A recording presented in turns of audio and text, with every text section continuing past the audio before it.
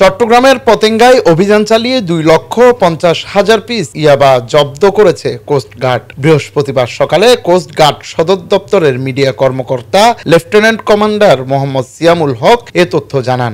Bangladesh coast guard জাহাজ শ্যামল বাংলা কর্তৃক আজ 23 জানুয়ারি 2025 তারিখে রাত আনুমানিক 01:00 ঘটিকায় পতেঙ্গা সমুদ্র সৈকত এর সংলগ্ন ওয়েস্ট পয়েন্ট এরিয়াতে একটি বিশেষ অভিযান পরিচালনা করা হয়।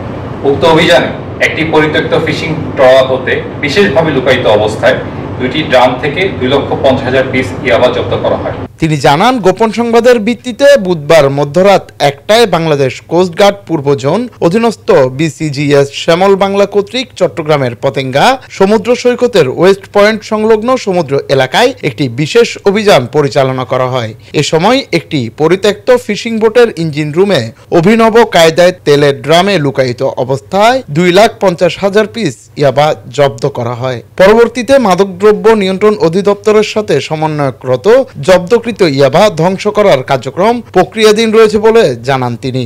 বর্তমানে ইয়াবাগুলো মাদকদ্রব্য নিয়ন্ত্রণ অধিদপ্তরের সাথে সমন্বয়রত ধ্বংসের কার্যক্রম প্রক্রিয়াধীন রয়েছে। Desk report, Chittagong news.